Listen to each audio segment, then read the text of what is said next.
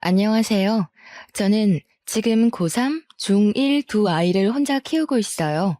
매번 여기 사연을 들으면서 같이 화도 내고 답답해 하기도 하고 응원도 하고 그랬는데 오늘은 제가 여러분께 위로도 듣고 조언을 듣고 싶어서 이렇게 사연을 보내요. 저는 남편과 2년 전에 이혼했어요. 처음에 이혼을 결심할 때는 정말 막막하고 잘 살 수 있을까 하는 걱정이 많았어요. 사실 여자 혼자 두 아이를 키운다는 건 쉬운 일이 아니잖아요. 하지만 아이들의 적극적인 지지와 도움 덕분에 이혼을 결심하고 지금은 우리 세 명이 똘똘 뭉쳐서 전보다 더 행복하게 살고 있어요. 이혼이라는 것이 좋은 이야기는 아니지만 그래도 용기를 내어 저의 이혼 이야기를 한번 해볼까 해요.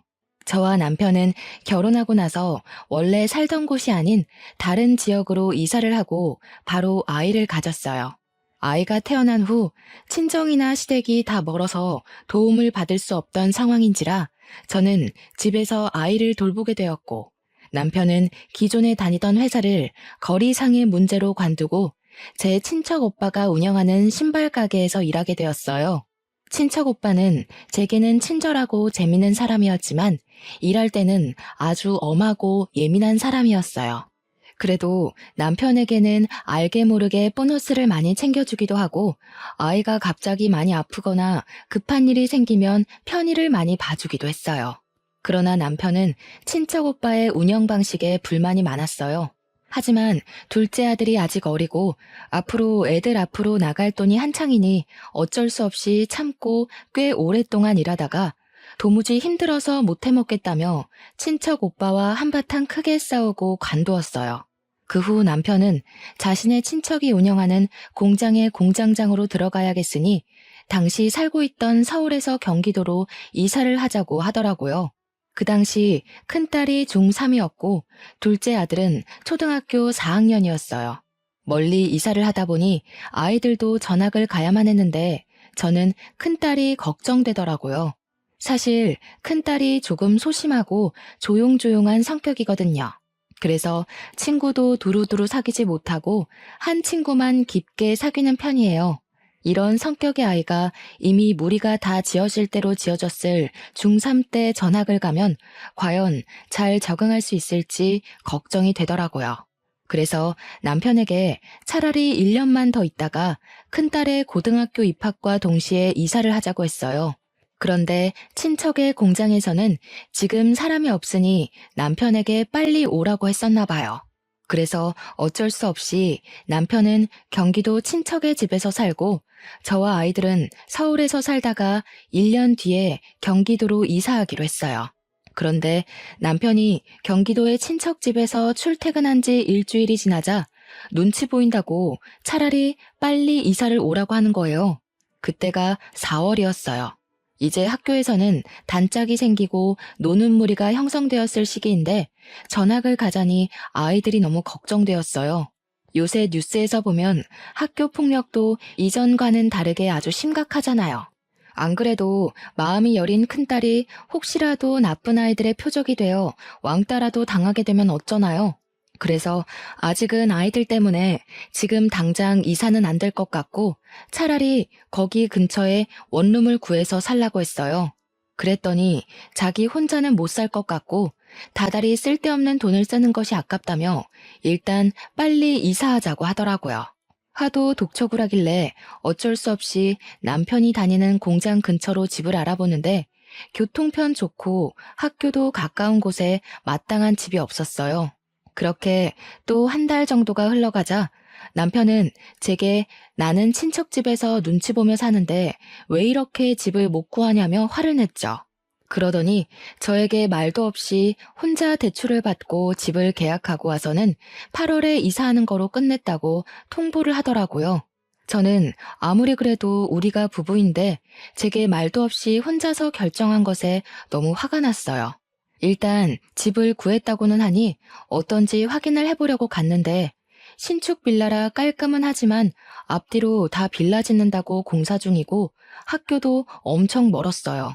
그리고 너무 외져서 여기서 정말 사람 하나 납치당해도 아무도 모르겠더라고요. 대형마트도 엄청 멀어서 가려면 버스를 타고 가야만 했어요. 저는 왜 이런 곳에 상의도 없이 대출까지 받아서 집을 구했냐고 뭐라고 했지만 남편은 제 말은 듣지도 않았고 자기는 눈치를 보면서 살고 있다며 내 생각은 어떻게 하나도 하지 않냐고 자기 입장만 구구절절 얘기하더라고요. 저는 어차피 집에 있으니 그렇다 치고 아이들의 입장은 하나도 생각하지 않은 채 자신이 힘든 것만 얘기하는데 정말 어쩜 사람이 이렇게 이기적일 수도 있나 싶더라고요. 앞뒤가 꽉 막힌 남편과 대화라는 것을 시도하자니 정말 벽에다 대고 말을 하는 것 같아 저도 그냥 말하다 말고 지쳐서 집으로 혼자 돌아왔어요.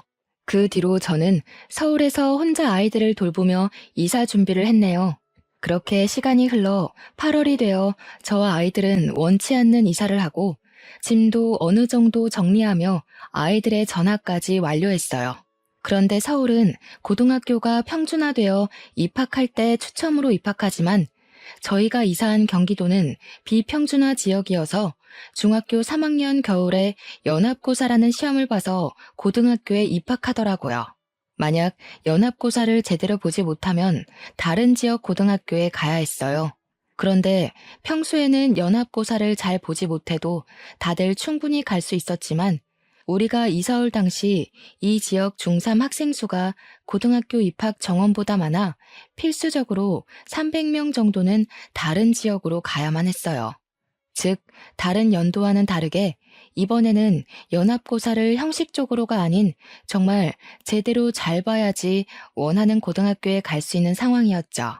이러한 상황에서 다른 학생들은 3월부터 준비를 해왔던 연합고사를 큰딸은 9월부터 준비를 해야 했어요. 남들보다 늦게 시작했기에 친구들을 따라잡으려면 매일 밤 늦게까지 공부를 해야만 했죠. 학교 적응하기도 힘든 와중에 학업 스트레스를 받는 큰딸을 보니까 자기만 생각하는 이기적인 남편이 정말 원망스럽더라고요. 남편이 1년만 원룸 구해서 살았으면 아이가 저렇게까지 스트레스 안 받아도 됐을 거잖아요.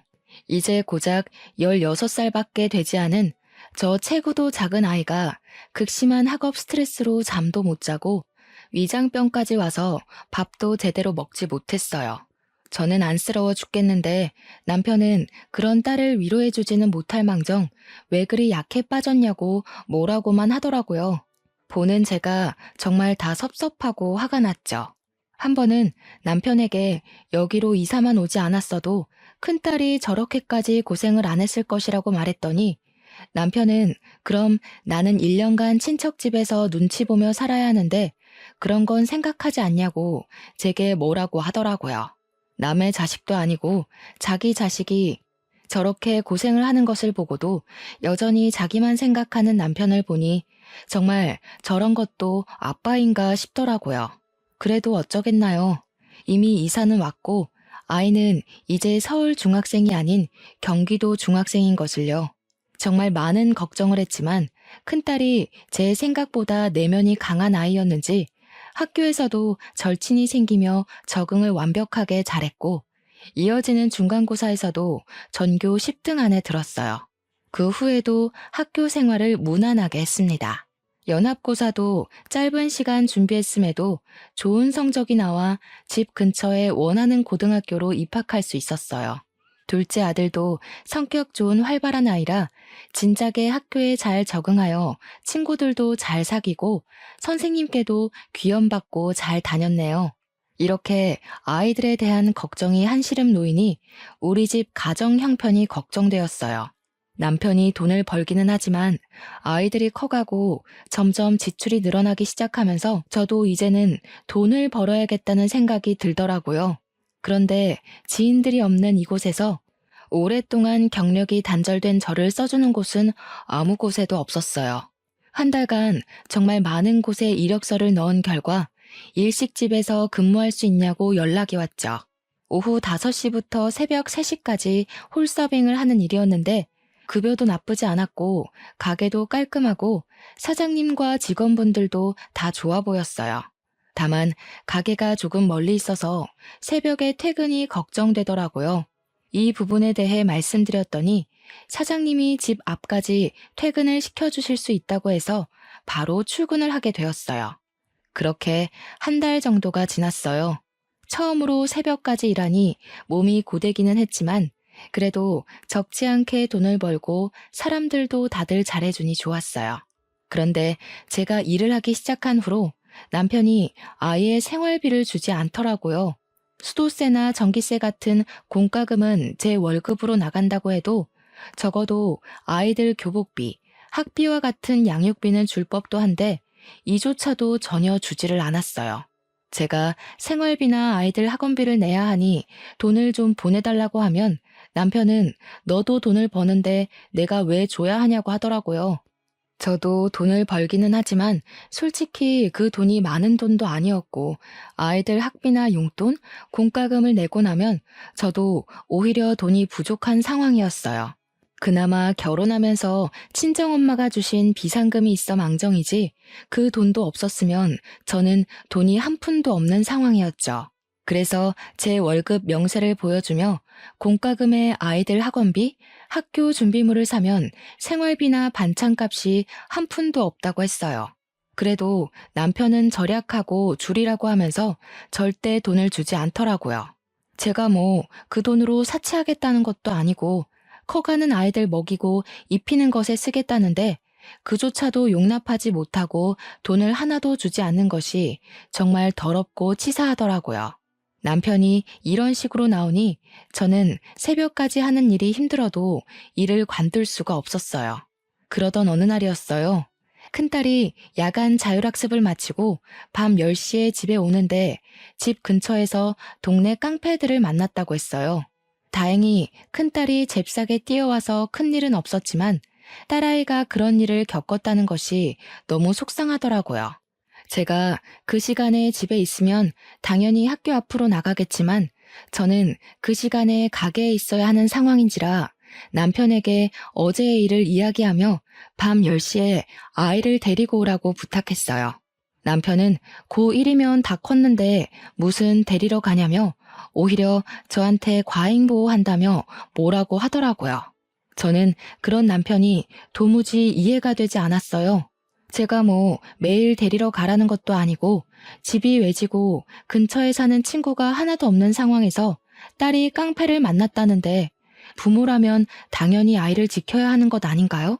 저는 남편에게 제가 일을 하고 있어서 나가지 못하니 꼭 그날은 아이를 데리고 오라고 신신당부를 했죠. 남편은 시큰둥하게 알았다고 대답하더라고요. 다음날 큰딸에게 물어보니 역시나 남편은 아이를 데리러 나가지 않았고 집에서 TV를 보고 있었다고 하더라고요. 차라리 잠이 들었으면 그러려니 하겠지만 TV를 보고 있었다면 충분히 나갈 수도 있는 상황이었는데 자신이 귀찮아서 나가지 않았다는 것이잖아요. 아이가 깡패들한테 맞을 수도 있는 상황에서도 철저히 자기 자신만 생각하는 남편의 모습이 너무 실망스럽고 화가 나더라고요. 이렇게 자기 자신만 생각하며 살 거면 그냥 차라리 혼자 살고 아이도 낳지를 말지 결혼은 왜 해서 이렇게 저 아이들을 괴롭게 만드나 하는 생각이 들었어요. 그로부터 며칠 뒤 아들의 생일이었어요.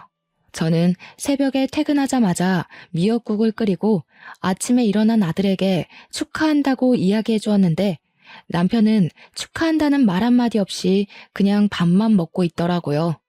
아들이 남편에게 나 생일인데 선물이나 용돈 없냐고 물으니 남편은 정색하며 무슨 용돈이냐고 밥이나 먹으라고 하더라고요. 아들은 그런 남편의 모습을 보고 크게 실망한 표정을 지었어요. 잠시 뒤 아들은 펑펑 울면서 다른 아빠들은 아들이 생일이라고 하면 생일 선물도 사주고 그 주 주말에는 같이 놀러 가기도 하는데 우리 아빠는 놀러 가기는커녕 용돈도 안 준다고 나를 아들로 생각이나 하냐 하더라고요. 그런 아들의 울음에도 남편은 기어이 생일 축하한다는 말 한마디 없이 그냥 출근했어요. 저는 솔직히 그날은 남편이 케이크라도 들고 퇴근을 할 줄 알았지만 남편은 빈손으로 퇴근을 했더라고요.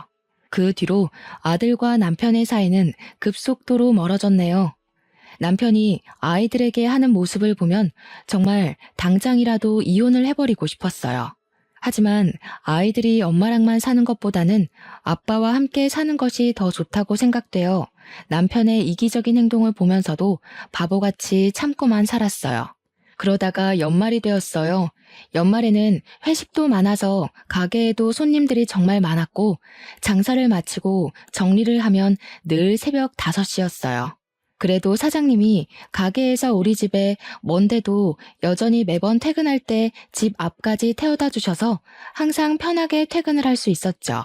어느 12월의 금요일 밤이었어요. 그날은 송년회나 회식으로 유달리 손님이 많아 정말 힘들었고 장사를 끝내니 새벽 5시였어요. 정말 피곤한 몸을 이끌고 사장님 차를 타고 퇴근을 했는데 남편이 그 시간에 안 자고 거실에 앉아 있더라고요. 왜 안 자고 있냐고 물었더니 남편이 저를 아주 매섭게 노려보며 화를 냈어요. 너 이 시간까지 그놈이랑 같이 있었지? 애들도 있는데 잘하는 짓이다. 무슨 소리야? 나 지금까지 가게에서 일하다 왔어. 거짓말하지 마. 내가 방금 너 그놈 차에서 내리는 거 다 봤어. 그리고 원래 3시에 끝나잖아. 지금 6시야. 지금까지 그놈이랑 같이 있었잖아. 아니야? 요새 연말이라 손님들 많아서 늦게 끝난다고 얘기했잖아. 그리고 그분은 사장님이야. 새벽에 택시비도 비싸고 잘 잡히지도 않으니까 집 앞까지 태워다 주는 거라고. 그럼 왜 너만 그 차에서 내려? 다른 직원들은 어디에 가고? 그리고 내가 오늘만 본 줄 알아? 어제도 지난주에도 그 차에서 내리는 거 내 두 눈으로 똑똑히 봤어. 이게 불륜이지 뭐야? 사장이랑 바람 피우는 불륜녀. 일하고 오느라 피곤한 나에게 남편은 사장님과 바람 피우는 불륜녀라며 말도 안 되는 의심을 하고 소리를 지르며 화를 냈어요. 하지만 저는 정말 맹세코 사장님한테 다른 마음 품은 적이 단 한 번도 없었고 무엇보다 가게에 사모님이 함께 계셨어요. 제가 만약에 사장님과 불륜을 저질렀다면 이미 그 가게에서 잘렸겠죠. 그리고 사장님이 저만 태워다 주는 게 아니라 전 직원 다 태워주는데 우리 집이 가게에서 제일 멀어서 제가 제일 늦게 내리는 것 뿐이거든요. 그런데 남편은 제가 사장님 차에서 단둘이 있다가 내렸다는 사실 하나만 가지고 불륜을 의심하고 있었어요. 남편이 그 조용한 새벽에 고래고래 소리를 지르는 통에 아이들이 자다가 놀라서 나와 남편을 말렸어요. 아이들이 울면서 그만하라고 소리를 지르니 남편이 그냥 집 밖으로 나가버리더라고요. 저는 놀란 아이들을 진정시키고 잠깐 자려고 안방에 누웠는데 너무 억울하고 분통해서 피곤한데 잠도 안 왔어요. 잠시 후 아이들은 친구들 만나러 나가고 저 혼자 그냥 멍하니 누워있는데 남편이 들어왔어요. 진짜 솔직하게 말해봐. 정말 그놈이랑 만나는 거 아니야? 당연히 아니라고. 요새 연말이라서 손님들 많아서 늦게 끝나는 거라니까. 게다가 가게 사모님도 같이 일하고 계시는데 만나고 뭐하고 할 게 뭐가 있어. 그럼 차라리 일 관둬. 그 일 관두고 다른 일해.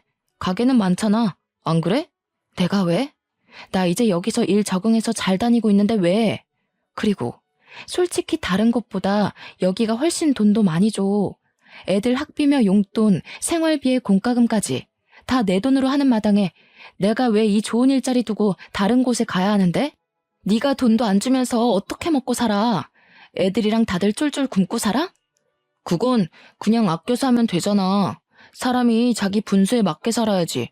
어떻게 맨날 고기만 먹어? 뭐? 내가 언제 뭐 비싼 고기를 먹지? 그리고 나만 먹어? 우리는 밥에 김치만 먹어도 커가는 애들은 고기도 먹고 해야 하잖아. 한 근에 얼마 안 되는 삼겹살 좀 애들 먹이고 싶은데 생활비에 공과금 내 월급으로 내고 나니 돈이 없더라 돈이. 말이 나와서 말인데 도대체 네 월급은 다 어디에다가 쓰니? 너야말로 새살림 차려서 여자한테 돈 다 갖다 바치는 거 아니야? 너 말이면 다인 줄 알아? 너야말로 그놈이랑 불륜 저지르고 거기 계속 그렇게 다니는 거 아니야? 네 남편이 그렇게 싫다는데 굳이 거기에 가야겠어? 이렇게 가게가 많은데. 저는 혼자 오해하고 진실을 알려고 하지도 않으며 귀를 닫아버린 남편과 이야기를 하자니 속이 터져서 돌아버리겠더라고요. 말해봤자 제 입만 아프고 시간만 낭비되니 그냥 나 잘 테니까 나가라고 했어요. 그런데도 남편은 계속 그곳을 관두지 않으면 이혼하겠다는 말까지 하더라고요. 솔직히 지금도 제 돈으로 다 먹고 사니 이혼을 해도 경제적으로 큰 문제는 없었어요. 아이들도 이제 혼자서 학교 다녀오고 저 없이도 알아서 밥도 잘 차려 먹고 생활할 수 있기도 했고요. 그런데 갑자기 이혼하면 아이들이 받을 정신적인 상처가 걱정되었어요. 특히 감정이 예민한 큰딸은 더 큰 상처를 받을 것 같았어요. 그래서 일단은 아이들이 성인이 될 때까지는 남편이 저래도 참고 그냥 한 귀로 듣고 한 귀로 흘리며 기다려야겠다고 생각했어요. 남편은 그 뒤로도 계속 저를 의심했죠. 그러나 여기만큼 급여를 잘 주고 사람도 좋은 곳을 찾지 못해서 저는 의심을 하든 말든 그냥 계속 다녔어요. 사실 제가 일식집에서 정말 다른 남자를 만난 것도 아니고 사장님과 눈이 맞은 것도 아닌데 남편이 오해한다는 이유 하나만으로 이렇게 좋은 직장을 관둘 필요가 전혀 없잖아요. 무엇보다 남편은 생활비를 일절 주지 않았어요. 제가 만약에 남편의 말대로 여기보다 급여는 훨씬 적은 곳으로 간다고 해서 생활비를 줄 것 같지도 않았거든요. 어떤 핑계를 대서라도 생활비 한 푼 안 줄 사람이란 것을 알기에 더더욱 관둘 수가 없었어요. 그렇게 매일 싸움으로 지쳐가던 어느 날이었어요. 하루는 일하는데 새벽 2시에 큰딸에게 전화가 왔어요. 아빠가 이 시간에 집에 없다는 거예요. 일단 알겠다고 하고 남편에게 전화했어요. 그런데 받지를 않더라고요. 전화를 끊고 다시 일하려는데 사장님이 저를 부르더니 살 것이 있다고 잠깐 편의점 좀 다녀오라고 하셨어요. 저는 가게에서 나와 편의점으로 향했어요. 편의점을 가려면 큰 신호를 건너 아파트 단지 앞까지 가야 했죠. 아파트 단지 앞으로 걸어가는데 저 멀리 남편과 웬 여자가 팔짱을 끼고 걷더라고요. 저는 남편을 부르려다가 뭔가 이상해서 이게 무슨 상황인지 지켜보기로 했어요. 그 둘은 팔짱을 끼고 아파트 안에까지 들어갔어요. 저는 계속 쫓아가서 몇 동으로 들어가고 몇 층으로 올라가는 집까지 알아냈어요. 그리고 저도 바로 따라 올라갔죠. 엘리베이터를 타고 해당 층에서 내리니 그 층에 2개의 집이 있더라고요. 오른쪽의 집은 아예 불이 꺼져 있었고 왼쪽 집은 불이 켜져 있었어요. 현관에 귀를 살짝 대보니 남편과 여자의 대화 소리가 들리더라고요. 저는 이 집에 남편이 있다고 확신하고 벨을 눌렀죠. 여자가 먼저 누구냐고 묻길래 일부러 말을 안 하고 가만히 있었어요. 제가 조용히 있다가 다시 벨을 누르니 남편이 누군데 이 시간에 벨을 누르냐고 화를 내며 현관문을 열었어요. 그런데 제가 그 앞에 서 있는 모습을 보고 깜짝 놀라더라고요. 네가 왜 여기 있어? 이 집은 어떻게 알고 온 거야? 너야말로 집에 있어야 할 이 시간에 이 집에 저 여자랑 왜 있니? 희진이가 전화 왔더라. 새벽에 잠깐 깼는데 네가 없다고. 아, 이렇게 2집 살림해서 우리 아이들 키울 돈이 없었니? 그래? 그래놓고 나한테 불륜을 저지르느니 마느니 방귀 낀 놈이 성낸다더니 딱 그 꼴이네. 여보, 누구야? 누구길래 이렇게 화를 내? 아이 이야기는 또 뭐고? 여보? 지금 상황 보면 모르시겠어요? 이 사람 원래 저랑 결혼해서 애가 2이나 있는 유부남이에요. 뭐 어차피 저는 이 사람 성격에 질려서 이혼하려던 참이었으니까 그쪽이 이 남자를 가지든 말든 알아서 하세요. 서영아, 아니야. 이 사람 옛날에 한번 만났는데 정신이 좀 오락가락해. 허언증도 있고 좀 그래. 이 시간에 이렇게 다니는 거 보면 모르겠어? 그렇게 병원을 가라는데도 가지도 않고 그러네. 그니까 서영이는 상관하지 마. 알았지? 그냥 정신 나간 여자야.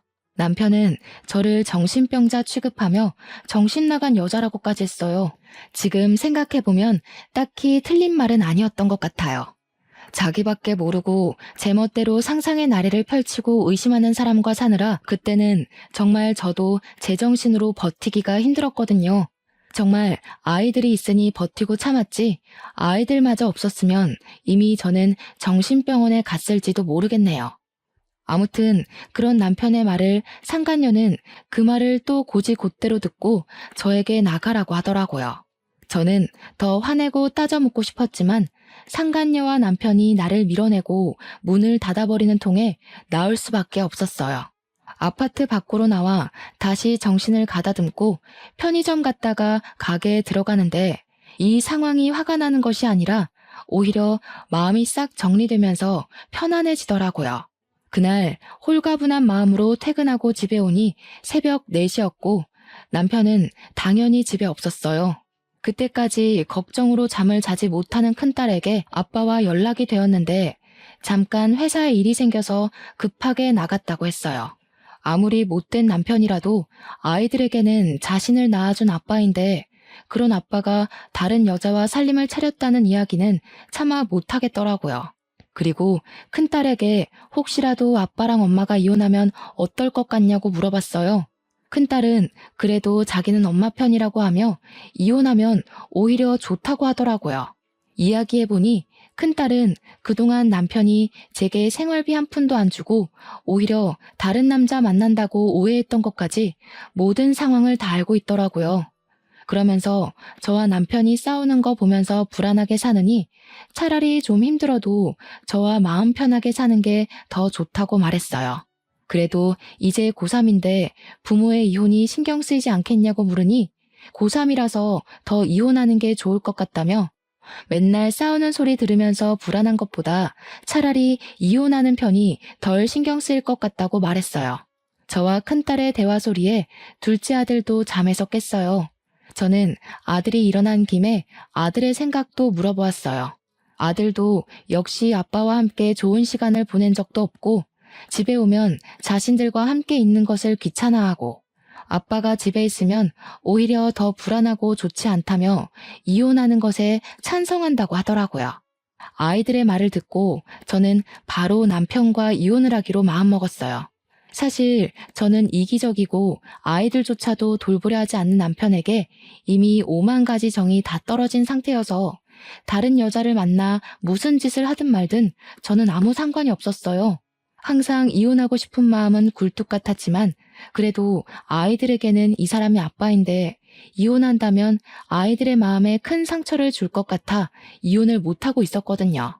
그런데 남편이 다른 여자를 만나 살림까지 차리는 것을 두 눈으로 확인하고 게다가 아이들도 이혼하는 것에 대해 찬성하는 이 마당에 저는 제가 이혼을 못할 이유는 없다고 생각했어요. 그리고 다음 날 저는 이혼 서류를 준비하고 남편 공장 앞으로 갔어요. 그리고 남편에게 전화를 걸어 잠깐 앞으로 나오라고 했죠. 남편이 나오자 아무 말 없이 이혼 서류를 던져주고 그냥 왔어요.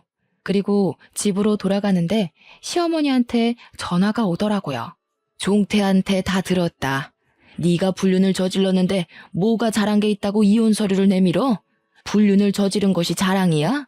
어머니, 제대로 좀 알고 화를 내세요. 그동안 어머니 아들이 어머니 손주들 크는데 돈 한 푼도 안 줘서 제가 새벽까지 일하며 돈 벌어서 다 먹이고 키웠어요.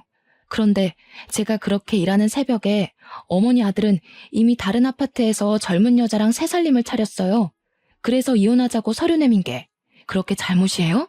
우리 종태가 그럴 리가 없다. 종태가 얼마나 책임감 강하고 성실한 아이인데 네가 돈을 헤프게 쓰느라 생활비가 다 떨어졌던 거겠지.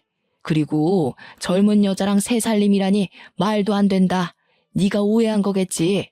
어머니는 남편의 말만 듣고 무조건 다 제 잘못이라고만 하면서 자기 아들에게 사과하고 같이 살라고만 했어요.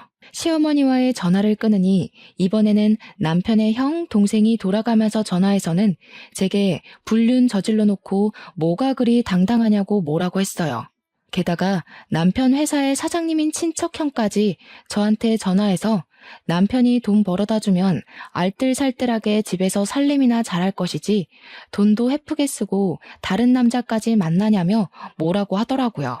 누가 한 가족 아니랄까봐 남의 말은 하나도 듣지 않고 혼자 오해하고 의심하는 게 다들 똑같더라고요. 저는 너무 화가 나서 견딜 수가 없었어요. 이 사람들에게 남편의 잘못을 확실히 알려주기로 했어요. 남편이 잘못해서 이혼하는 마당에 꼭 내가 잘못해서 이혼한 것처럼 있기는 억울하잖아요. 일단 가게에는 죄송하지만 급하게 집안일이 생겨 일주일만 쉬겠다고 양해를 구했어요. 그리고 남편이 퇴근할 시간에 맞춰 상간녀가 사는 아파트 앞으로 갔죠. 얼마 지나지 않아 남편이 나타났어요. 제가 이혼하자고 하니 이제는 아주 당당히 제 집 가듯이 들어가더라고요. 저는 기회를 놓치지 않고 아파트에 들어가는 사진을 찍었어요. 또 사진 찍을 것이 있을까 싶어 기다리는데 마침 둘이 팔짱 끼고 다정하게 나오더라고요. 몰래 쫓아가니 세상 다정한 부부처럼 장을 보고 있더라고요. 우리 집에서는 한 번도 사지 않았던 비싼 소고기도 장바구니에 넣더니 남편이 자신의 카드로 계산을 하더라고요. 저랑 장을 볼 때는 달걀 한 판도 아깝다며 한 판 다 못 먹으니 10구짜리만 사라던 사람이었거든요. 마트에서도 둘이 딱 달라붙어서 시식 코너에서는 서로 먹여주기도 하며 장을 보는데 볼수록 가관이더라고요. 저는 이 모든 모습을 사진을 찍어 남편의 가족과 친척들에게 보냈어요.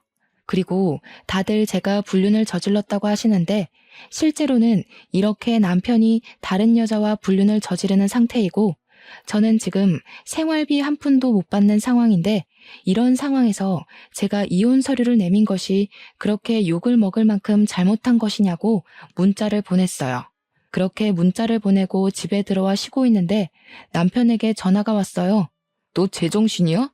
아무리 그래도 그렇지 어떻게 내가 서영이랑 만나고 있는 사진을 그렇게 다 보내? 네가 보낸 사진과 문자 보고 우리 엄마 충격으로 쓰러지셨어. 어떡할 거야? 네가 나보고 정신 나간 여자라며. 정신 나간 여자가 무슨 짓인들 못할까? 그리고 너네 가족한테 내가 불륜 저질렀다고 얘기했더라? 내가 진짜 불륜이라도 저질렀으면 이렇게 억울하지라도 않지. 네가 잘못했는데 왜 내가 욕을 먹니? 어머니 일은 안타깝지만 어머니 쓰러지신 게 네 잘못이지 내 잘못은 아니잖아. 안 그래?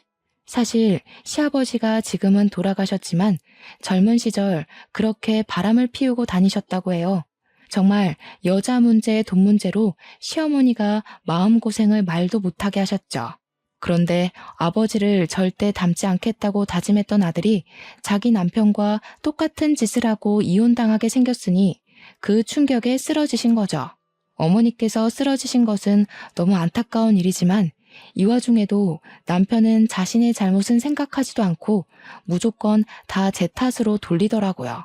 그 모습을 보니 정말 이 사람은 상종해서는 안 될 사람이라는 생각이 들었고 이런 사람을 믿고 결혼 생활을 한 저의 지나간 시간이 너무 아깝게 느껴졌어요. 지금 생각해보면 남편과 결혼할 당시 저의 눈이 단단히 삐었던 것 같아요. 그리고 다음날 시어머니가 눈을 뜨지 못하고 돌아가셨다는 소식을 들었어요.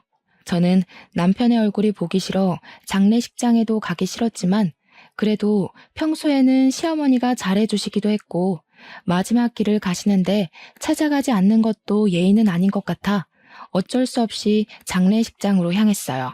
그래서 장례식장 안으로 들어섰더니 어디선가 싸우는 소리가 들리더라고요.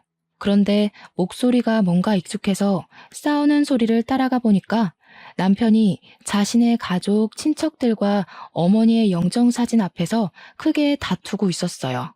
가만히 들어보니 제가 어제 보낸 사진과 문자에 관한 내용을 가지고 다투고 있더라고요. 남편의 가족들과 친척들은 문자의 내용을 남편에게 보여주며 아버지가 어머니를 얼마나 힘들게 했는데 그 모습을 보고 자란 네가 어떻게 그럴 수 있냐고 다들 남편에게 한 소리를 하고 있었어요.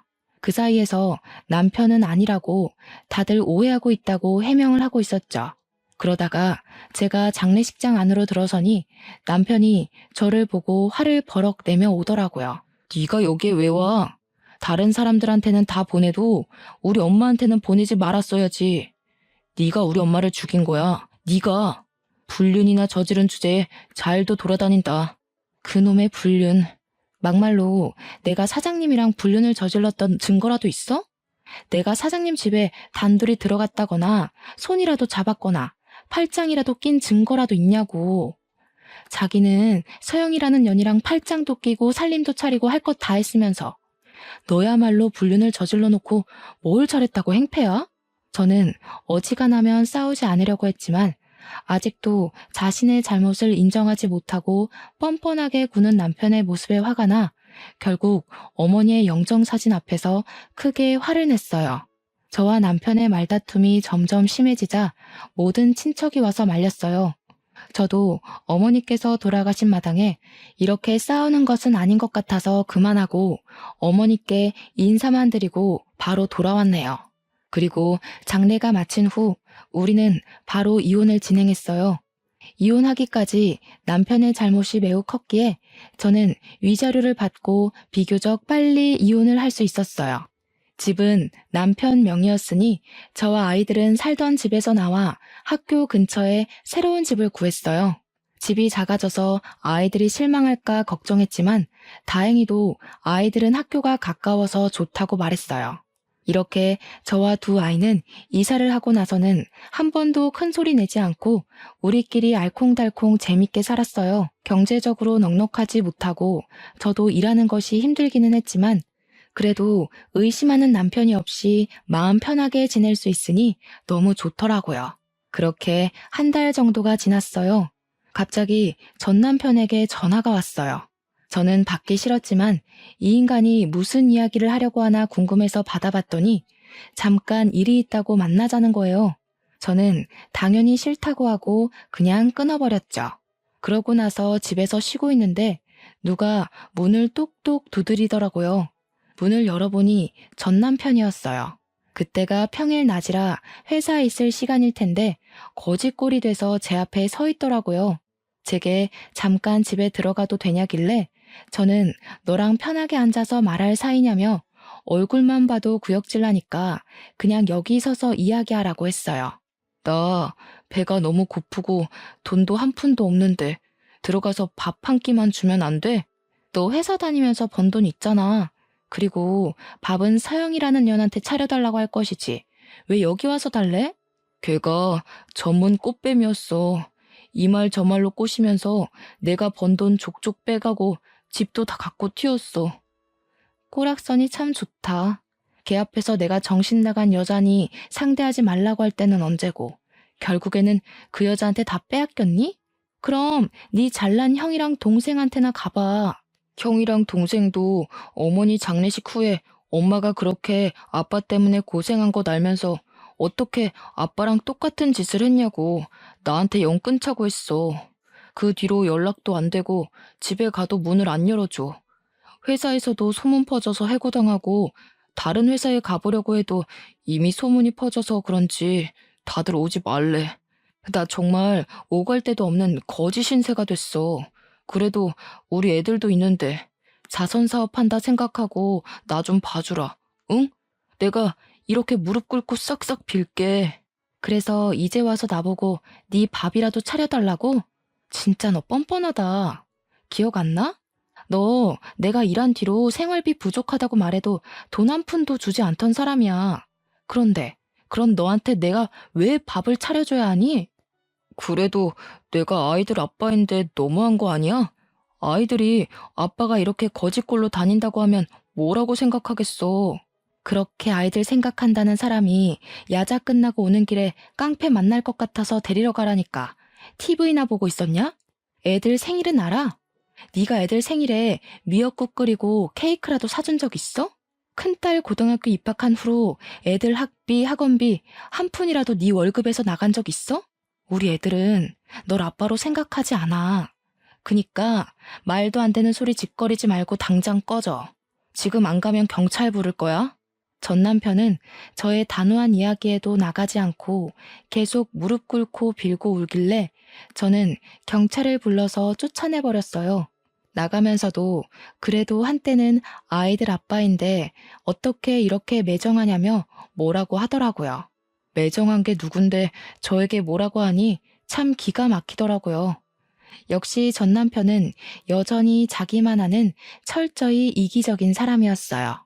그 후에는 아이들 학교 시간에 맞춰서 학교 앞으로 가서 아이들에게 접근해서 아빠 행세를 하려 했지만 솔직히 아이들이 한창 뛰어놀고 싶을 때 놀이동산이나 동물원은 고사하고 집 앞 공원조차도 한번 데려가지 않고 용돈도 한번 안 준 아빠가 아이들이라고 좋겠어요? 아이들도 그런 아빠를 무시하고 매몰차게 거절했다고 해요. 그런 아이들에게 그래도 아빠인데 혹시라도 아빠와 함께 시간을 보내고 싶다면 제 눈치 보지 말고 언제든지 가도 좋다고 했어요. 그랬더니 아이들은 질색하며 그런 아빠와 같이 있느니 차라리 아빠 없이 사는 게 더 낫다고 하더라고요. 그 말을 듣는데 아이들의 마음이 이해가 되기도 하면서 가엾더라고요. 아빠가 있긴 하지만 아빠의 역할을 전혀 하지 않아 차라리 없는 것이 더 낫다고 말하는 아이들의 마음이 어떨까 하는 생각에 너무 짠하고 안쓰러웠어요. 그래도 아이들에게는 아무리 나쁜 아빠여도 아빠는 아빠라고 말하며 너무 아빠를 미워만 하지 말라고 타일렀네요. 그 뒤로는 전 남편은 이제 제게 연락을 하거나 아이들 앞에 나타나지 않았어요. 저도 굳이 알고 싶지도 않고 아이들도 이제는 아빠의 존재를 잊고 살아가고 있네요. 사연을 쓰면서 생각났는데 처음에 제가 전 남편과 결혼한다고 했을 때 친정엄마가 너무 이기적이고 자기 자신만 생각한다며 그렇게 반대를 하셨거든요. 그때는 아니라고 나한테 정말 잘해준다며 엄마가 잘못 본 거라고 우겼는데 결국에는 엄마의 말씀대로 마음고생을 심하게 하고 이렇게 이혼하게 되었네요. 전 남편으로 인해 한창 힘들 때는 엄마의 말을 듣고 그대 결혼을 하지 말았어야 했다는 생각을 하기도 했어요. 하지만 한편으로는 전 남편과 결혼해서 누구보다도 야무지고 속이 꽉 찬 두 아이를 만났으니 그래도 결혼을 통해 제 인생의 가장 큰 보물을 얻었다는 생각도 드네요. 비록 이혼이라는 과정을 통해 아이들에게 본의 아니게 상처를 주긴 했지만 그 상처를 보듬어주고 아이들 아빠 몫까지 최선을 다해 사랑해주며 감사한 마음으로 살아가려고요. 부디 저의 딸은 저와 같은 상황들을 겪지 않고 마음 잘 맞고 이야기 잘 들어주는 좋은 남편 만나 평생 행복하게 살면 좋겠네요. 마지막으로 한창 부모의 사랑이 필요할 시기에 사랑은커녕 부모가 싸우는 것만 보았지만 그래도 사고 한번 치지 않고 잘 자라고 있는 우리 아이들에게 진심으로 고맙고 사랑한다는 말을 전하고 싶네요. 이제 나이가 들어 새벽까지 일하기가 쉽지는 않지만 그래도 힘을 내보렵니다. 저는 두 아이의 엄마니까요. 지금까지 저의 사연을 들어주셔서 감사합니다.